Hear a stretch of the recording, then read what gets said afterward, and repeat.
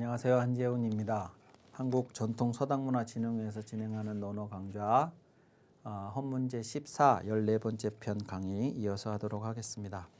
오늘은 43장부터 보시겠습니다. 자장이왈 서운 고종이 양암 3년을 불언이라 하니 하위야 있고, 이렇게 이제 시작을 하는데요. 자장이라는 제자가 물었습니다. 서운, 서경에 이르기를, 근데 그 서경은 열명편입니다. 열명이라고 하는 그 편에 이르기를 고종이 이 고종이라는 사람은 이제 무정이라는 임금이에요. 무정이라는 임금이 있었는데 나중에 이제 사후에 저분이 돌아가시고 나서 그분을 이제 고종이라고 그렇게 호칭을 그렇게 불렀습니다. 이제 위대한 업적을 만들어서, 그러니까 이제 이분이 은나라 때 임금인데, 은나라 때 임금인데, 은나라도 이제 탕임금이 세우고 나서 한참 지난 후에, 몇백 년이 지난 후에 이제 쇠퇴하는 이제 기미를 보이는 때가 있었습니다. 중간에 그때 무정이라는 임금이 이제 나왔는데, 그 무정이라는 임금이 나라의 기강을 바로 세우고 뭐 이제 이렇게 하고 싶은데 자기를 도와서 그 일을 해줄 사람이 필요했습니다. 그래가지고 이제 그런 인재를 찾고 막 그렇게 하다가 어느 날 밤에 꿈을 꿨죠. 꿈을 꿨는데 어떤 사람이 나와가지고 자기를 보필을 해가지고 세상을 막 이렇게 아주 잘 다스리는 이제 그러한 인물이 꿈속에 나타났어요.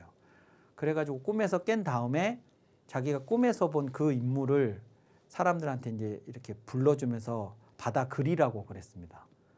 이제 몽타주 같은 걸 그리는 거죠, 말하자면. 그래서 뭐 얼굴은 어떻게 생겼고 눈썹 어떻게 생겼고 뭔지 이런 걸 막 그렸습니다.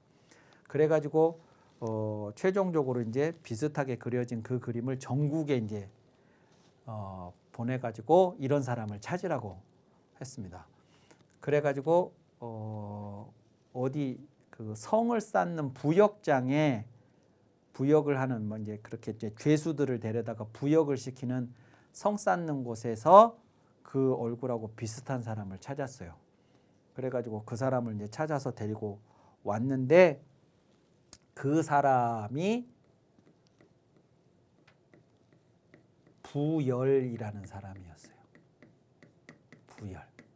그러니까 이 사람이 억울한 누명을 쓰고 죄수가 돼가지고 그 성 쌓는 그 노역을 하고 있었는데, 이 사람이 이제 그 그림 속 인물하고 닮아서 데리고 와가지고 천자가 이제 만나 보니까 딱 그 사람인 거예요.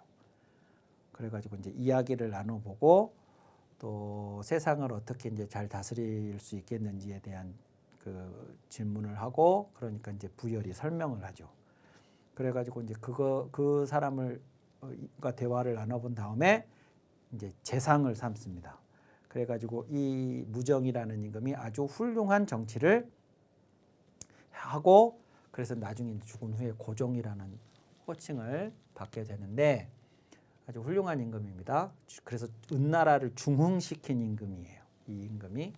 근데 이 고종이 서경에 이런 구절이, 이런 내용이 기록이 되어 있다는 거예요. 양암, 요건 양음이라고 읽지 않고 양암이라고 읽는데, 요 양암이라는 게 왜 양암인지는, 왜 양암이라고 표현했는지는 알 수 없지만 이게 뭐냐 그러면 거상, 보통 상을 치르다, 부모님 상 치르는 그것을 양암이라고 표기를 해요. 왜 이 글자를 썼는지는 알 수 없어요.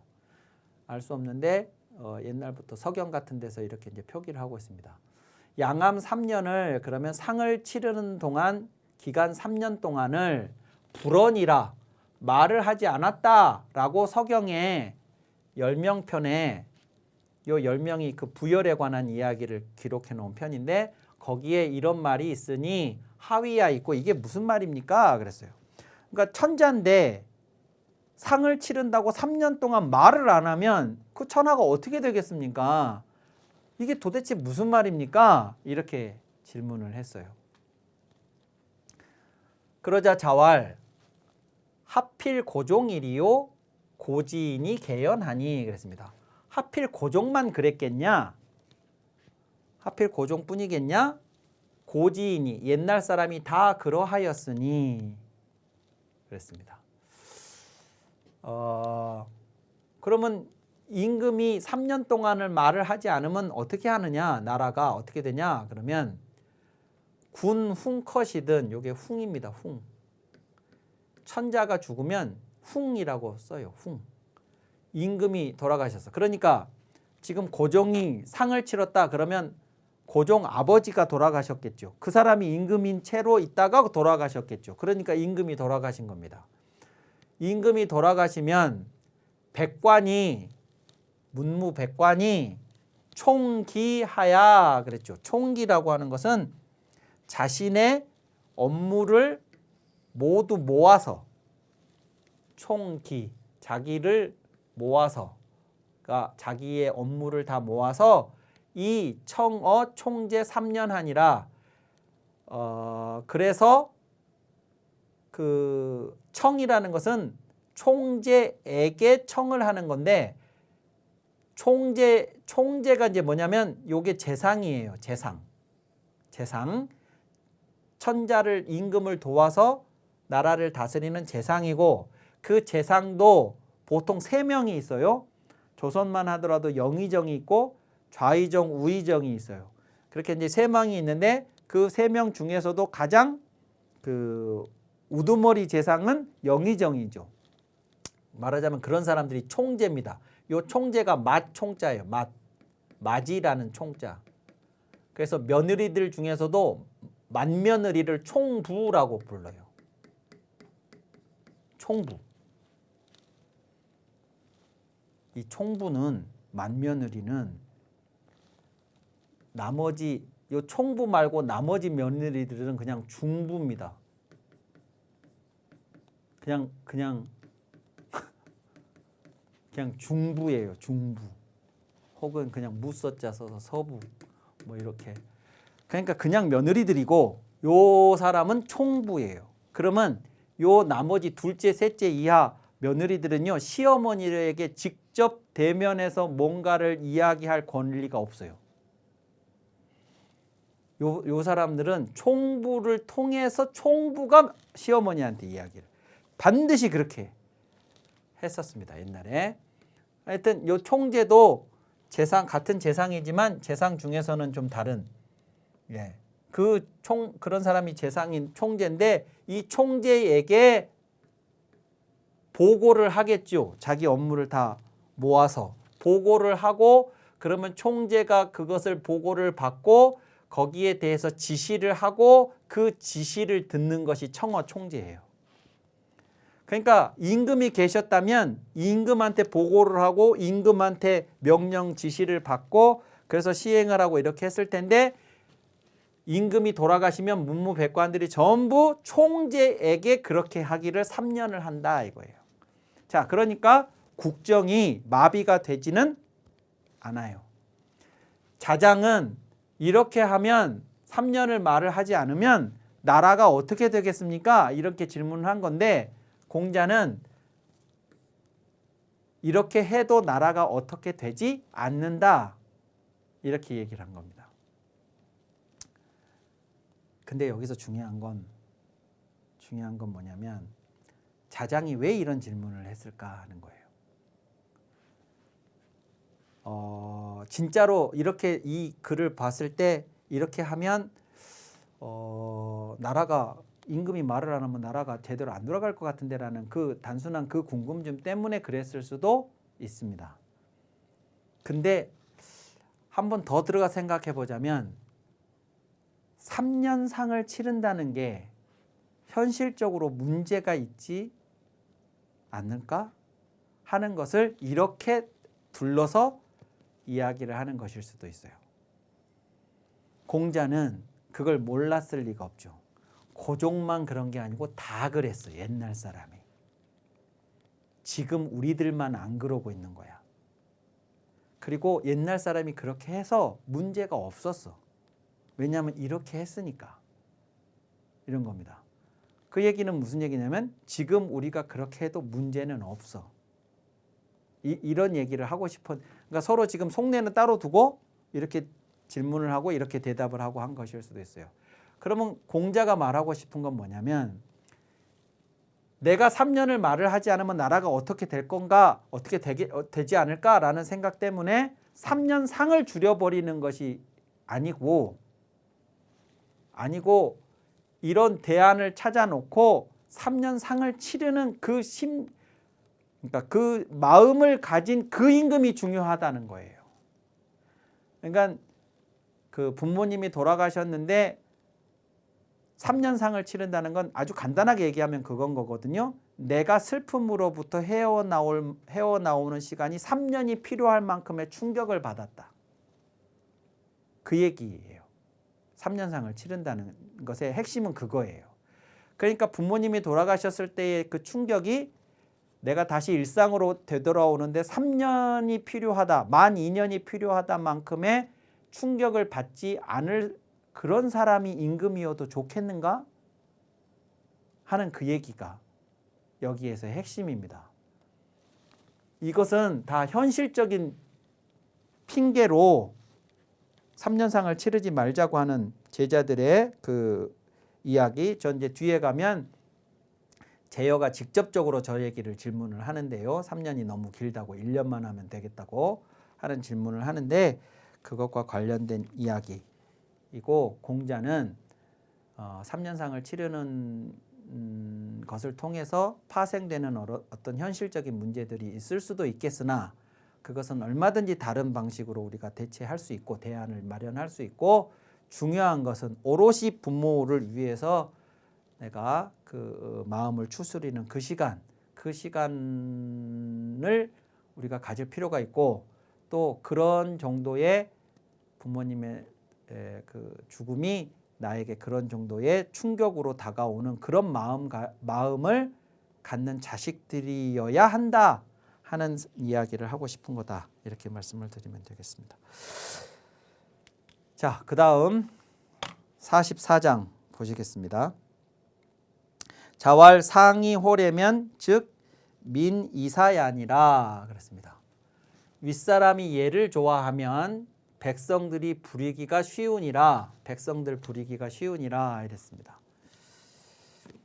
이제 이런 이야기들이 좀 이해가 잘 되어야 하는데요. 너무 여기에 너무 주목하실 필요는 없습니다. 그러니까 윗사람이 얘를 좋아하면 백성들 부리기가 쉽다. 그럴 때 이 윗사람이 얘를 좋아하는 게 다 백성들 부리려고 그러는 거고 백성들을 부리는 건 잘못된 거고 막 이렇게 이제 생각들을 하시는데 그렇게 접근하실 필요가 없다는 겁니다. 이게 2600년 전 이야기예요. 2600년 전에 백성들을 부리지 않은 지도자는 아무도 없습니다. 지구상에. 그러니까 일단 부린다는 말 자체에 너무 그렇게 의미 부여를 강하게 하실 필요는 없다는 거예요. 이거는 이제 뭐냐면 역할 분담이라고 생각을 했어요. 그러니까 우리 이제 설명들을 다 이렇게 합니다. 주석에서도 우리가 생각을 머리로 해요. 또 느낌을 가슴으로 느껴요. 그리고 어떤 판단을 합니다. 그리고 어떻게 내가 행동이나 태도를 취해야겠다는 결정을 해요. 그런데 그 행동이나 태도를 취할 때 직접 작용을 하는 것은 머리나 가슴이 아니라 손과 발이에요.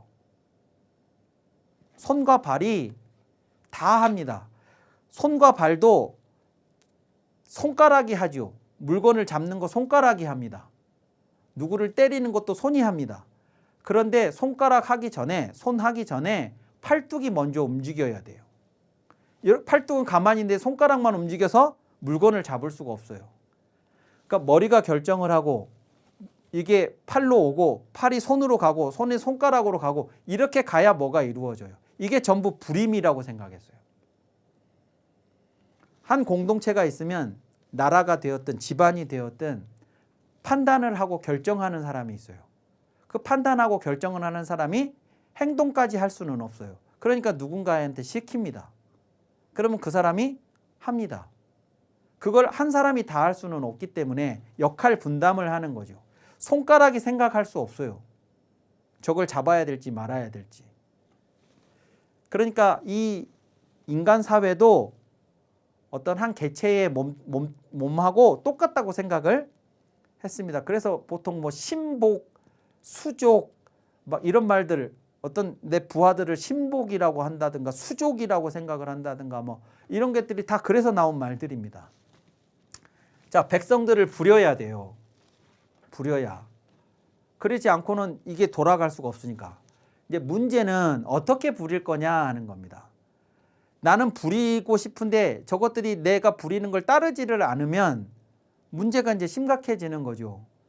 그러니까 부리기가 쉬워야 돼요.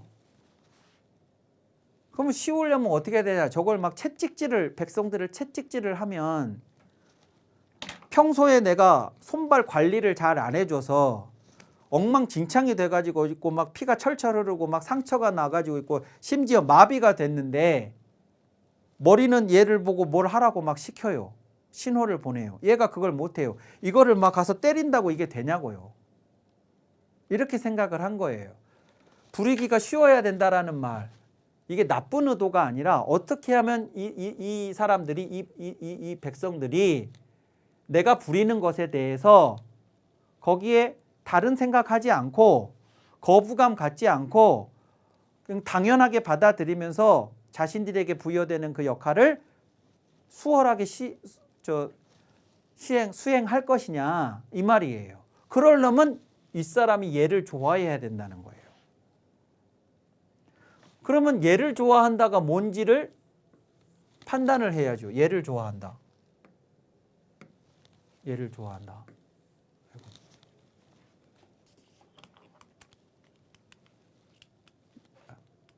얘를 좋아한다.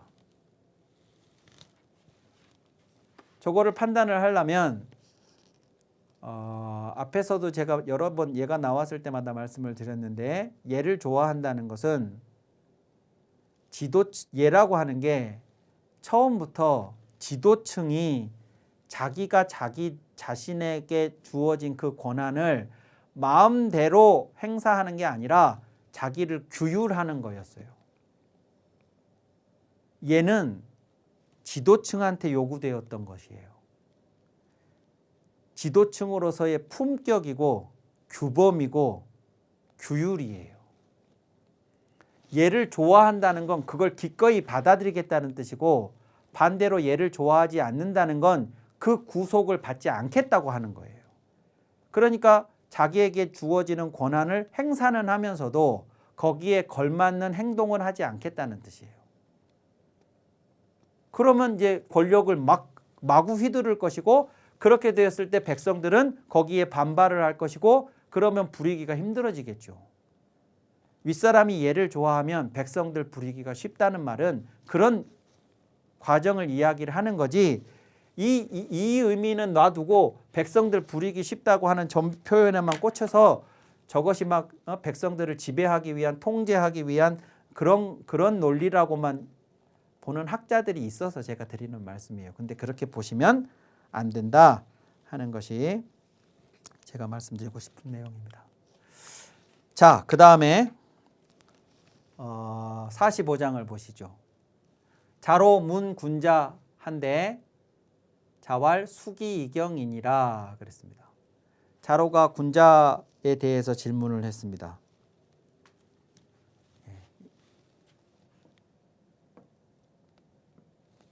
이게 여기로 와야 되는데 잘못됐네요. 군자에 대해서 질문을 했는데 자왈 수기이경이니라.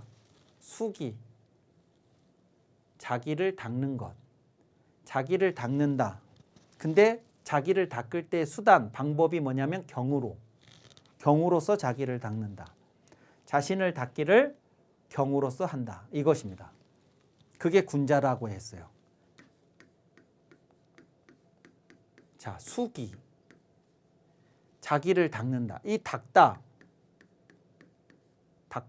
닦을 수, 이 닦다가 뭐냐? 그러면 이 닦다라고 하는 것은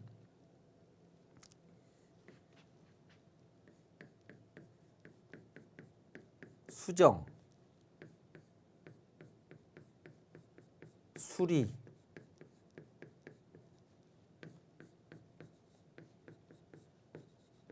수선 혹은 보수, 이게 숫자예요. 그러니까 뭔가 잘못된 거 수정을 하다, 고장난 거 수리를 한다, 뭐 뜯어진 거, 옷이 뜯어진 거 뭐 수선을 한다, 뭐 파괴된 건물을 보수를 한다. 이 숫자가 들어가는 거는요, 다 어떤 단어에 들어가냐 그러면 뭐가 잘못됐다. 뭐가 잘못돼서 그것을 원래 상태에 가깝도록 고치는 것이에요. 그것이 숫자예요. 그것이 문장일 경우에, 뭐 기계일 경우에, 옷일 경우에, 건물일 경우에 단어들은 달리 쓰지만 숫자가 들어가기 때문에 여기 이 네 개의 단어는 다 공통점이 있는 거예요. 이 숫자는 그럴 때 쓰는 거예요. 그게 대상이 나일 때 수기라고 쓰는 겁니다. 혹은 수신이라고도 하죠. 수신제가 할 때 수신. 그러니까 이 얘기는 내가 고쳐야 할 부분이 있다는 것을 전제로 하는 말입니다. 고쳐야 할 부분이 있어서 그것을 고쳐서 원래 상태나 혹은 더 나은 상태가 되도록 만들다라고 하는 것이 수기라고 해요. 그때 방법이 뭐냐? 그러면 경이다 이겁니다. 경, 공경으로.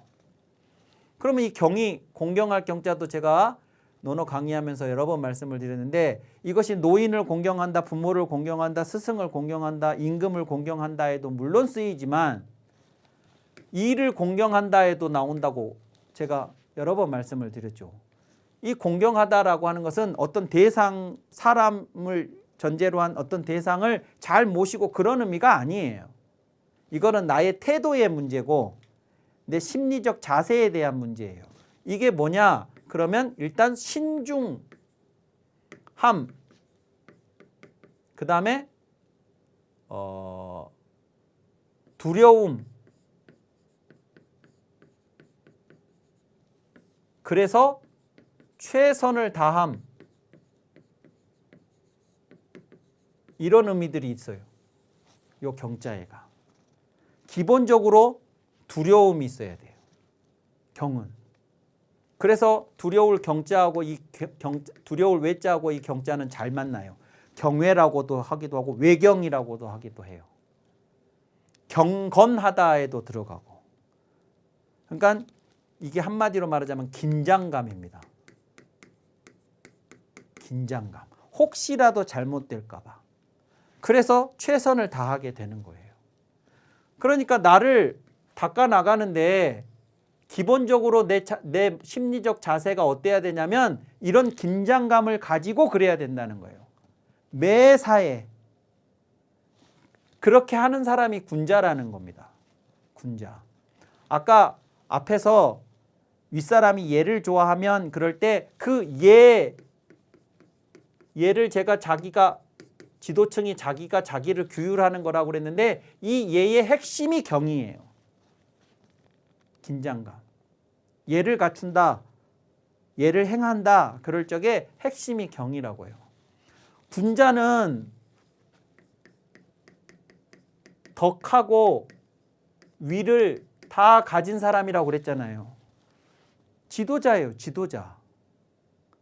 지도자인 군자가 어때야 되냐고 물었을 때, 군자는 어떤 사람이냐고 물었을 때 자기 자신을 닦는데 경으로서 닦아나가는 사람이 군자다. 이렇게 답을 한 겁니다. 그런데 여기에 이어지는 자로의 질문이 있어요. 그 질문은 다음 시간에 이어서 하도록 하겠습니다. 이번 강의는 이것으로 마치겠습니다. 감사합니다.